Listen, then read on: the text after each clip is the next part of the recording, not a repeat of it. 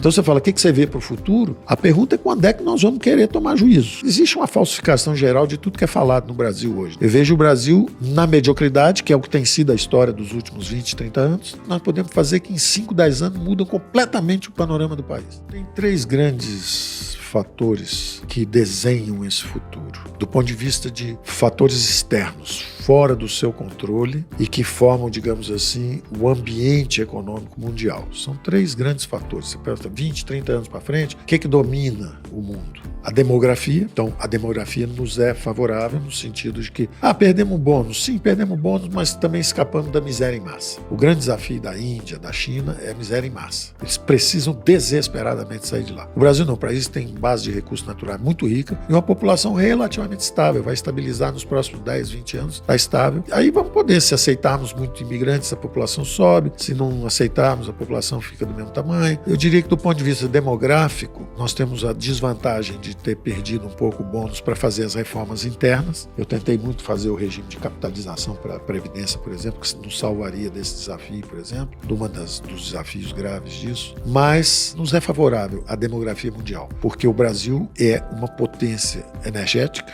e é uma potência agrícola. Então, segurança alimentar do mundo, tudo isso está a nosso favor. A demografia é perversa na Europa, população caindo, a população mundial que vai subir, na verdade, é na África. Os países mais pobres são os que vão entrar numa dinâmica populacional melhor, porque a taxa de mortalidade vai cair com a chegada dos remédios, das vacinas, da boa alimentação, a taxa de natalidade vai aumentar. Então, os povos, a África é praticamente o continente onde vai subir mais a população, a Índia também vai subir a população bastante, a Ásia vai continuar dependendo. As 3 grandes regiões do mundo são importadoras líquidas de alimentos. E o Brasil, na verdade, a América do Sul é o único continente que exporta comida. Então, o futuro é garantido desse ponto de vista, porque são populações estáveis, vão ter excedentes para exportar. Então, o Brasil afundar é impensável. O Brasil não vai afundar. Não existe uma tragédia no futuro do Brasil. Nós podemos nos automutilar bastante, nos atrapalhar bastante, como temos feito. Políticas inadequadas, com guerras infindáveis para tomada de poder político, quando, na verdade, a política com P maiúsculo é servir a população, não é ver quem tem mais poder, quem prende o outro, quem ferra o outro. Isso é uma política que não é construtiva.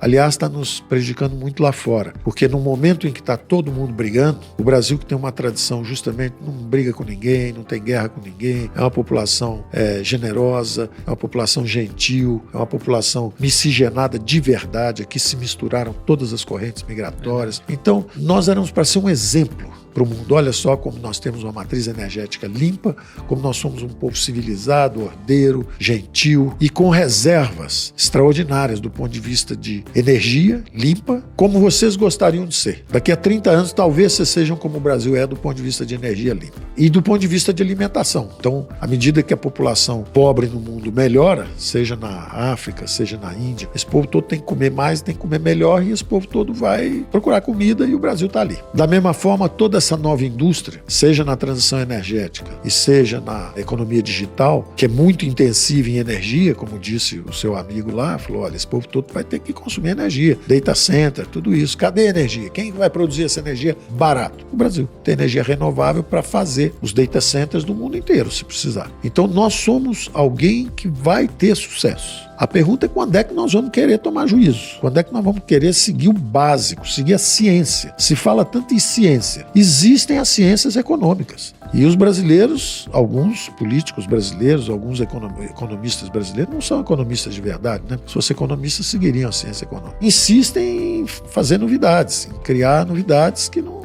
funciona. O Brasil está há 30, 40 anos seguindo nesse caminho de que é o governo que tem que ser o driver do crescimento, o governo que vai fazer. São 30 ou 40 anos que um continente todo perdeu a esperança. É a América do Sul. A América do Sul foi tomada, é como se fosse assim, o que os europeus tinham vivido, tinha dado errado lá, o que na Rússia, na China deu errado. Os brasileiros, argentinos, chilenos precisaram viver. Vivemos. Já éramos para ter aprendido que esses algoritmos de cooperação social, como os mercados, tudo isso, se você criar um bom ambiente de negócio, vem dinheiro do mundo inteiro. E quanto mais dinheiro vier, a lei de economia é muito básica. Um país onde tem muita gente e pouco capital, por exemplo, Índia no passado, China no passado e Brasil, o salário é muito baixo. Um país onde tem pouca gente e muito capital, o fator escasso é a mão de obra, os salários são altos. Educação é capital humano. Então, investir em educação, investir em capital humano, ter uma população educada, ter uma população trabalhando, é um negócio extraordinário. Em vez de uma população envolvida em guerra política, sendo mobilizada por seu próprio infortúnio, que é o que aconteceu na América Latina inteira. Quer dizer, a renda per capita desabou na Venezuela, desabou na Argentina. Hoje tem 40% da população na miséria. O país era riquíssimo. Era a terceira ou quarta maior renda per capita do mundo 100 anos atrás. É tão simples ver onde é que está o erro, mas a ideologia impede. O problema da ideologia é isso, é que ela rasga a ciência, joga fora e destrói, leva um povo à miséria ou a prosperidade. Então, eu vejo o Brasil como muito afortunado por ser quem é no momento que nós estamos vivendo, que é o seguinte, olha, está tendo uma reconfiguração das cadeias produtivas no mundo inteiro. Todo mundo vai procurar o nearshore e o friend. O Brasil é friend do mundo inteiro. Então, a China quer fazer infraestrutura aqui, os árabes querem fazer infraestrutura aqui, os americanos querem investir aqui. Se a gente criar um bom ambiente de negócio. Acho que esse friend é mais importante do que o near, né? O friend é mais importante ainda do que o near. Agora, além disso, o Brasil está near. O Brasil está do lado das Américas.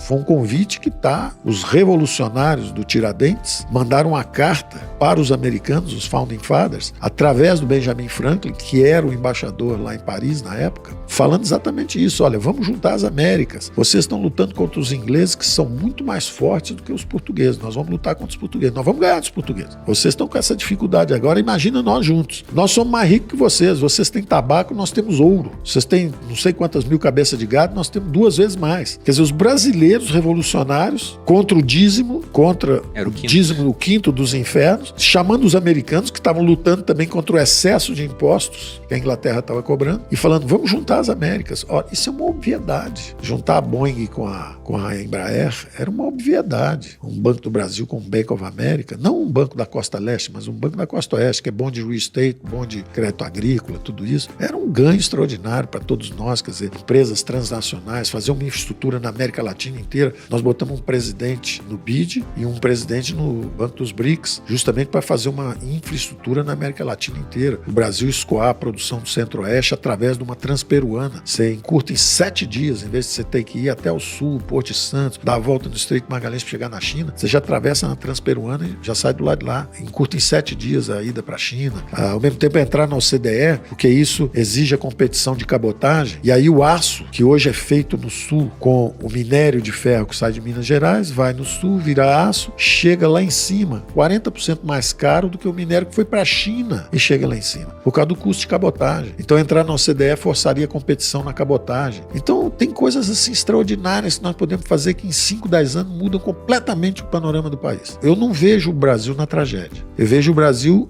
na mediocridade, que é o que tem sido a história dos últimos 20, 30 anos, ou no caminho da prosperidade, que é um caminho muito claro, mas tem que ser percorrido em todas as dimensões. Acordos comerciais na dimensão externa, simplificações tributárias, melhoria dos marcos regulatórios para trazer os investimentos, redução de impostos sobre empresas. O mundo, durante 40 anos, o mundo subiu o imposto de renda sobre pessoa física e reduziu sobre as empresas. O Brasil fez exatamente o contrário. Subiu das empresas e levou os super ricos a pagarem zero sobre imposto de renda de pessoa física. É um absurdo. Então nós fizemos coisas absurdas por muito tempo. Por isso que o Brasil é prisioneiro dessa armadilha de baixo crescimento. Então você fala, o que você vê para o futuro? Eu vejo um bom futuro. A oportunidade está aí, é a maior fronteira de investimento aberta no mundo hoje para concessão de porto, rodovia, ferrovia, mineração, está tudo aberto. Nós deixamos um pipeline de investimentos e temos condições de ampliar isso. Agora, nós temos que trabalhar nessas dimensões, né? O caminho é conhecido, Se voltar para endividamento em bola de neve, juro alto, aí é mais mediocridade. Mas é um país tão rico e tão bom que é difícil afundar ele. Existe uma falsificação geral de tudo que é falado no Brasil hoje. Eles usam tudo do jeito diferente e tal. Quando nós, em 2020, enfrentando o Covid, gastamos 10% do PIB, eu falei, pessoal, logo no começo de 2021, foi uma conversa que eu tive com o Grupo Rico. Foi, eu tava lá. Você tava lá. E eu vi o que o pessoal tá fazendo. Você viu o que eu falei. Porque a gente o que eu fez disse é o seguinte, nós estamos gastando tanto dinheiro que nós temos que travar esse processo, retomar. Foi quando nós lançamos, no início de 21, foi quando nós fizemos o Banco Central Independente, que está ajudando a travar. Foi quando nós fizemos, logo depois nós fizemos privatização de Eletrobras, fizemos desinvestimentos, fizemos uma série de reformas que ajudaram muito a impedir. E o que eu estava dizendo era justamente o seguinte, pessoal, se a gente continuar na gastança que tinha antes, superimpondo a esse gasto enorme com o negócio da saúde, em 6 meses, vira a Argentina. A inflação da Argentina era 50%. A nossa era 4 ou 5, a nossa foi para 10, a deles foi para 200. Eu falei, olha, vira a Argentina, no sentido que a inflação vai subir muito mais. Aí Venezuela, 6 meses. Aí eu ainda virei e falei assim, vem cá, tem muita gente vendo isso ou somos só nós conversando? Muita gente. Falei, então peraí, não são 6 meses, não. Leva bem mais tempo, leva 2, 3, 4 anos para chegar lá. O Brasil não briga com ninguém, só briga com ele mesmo.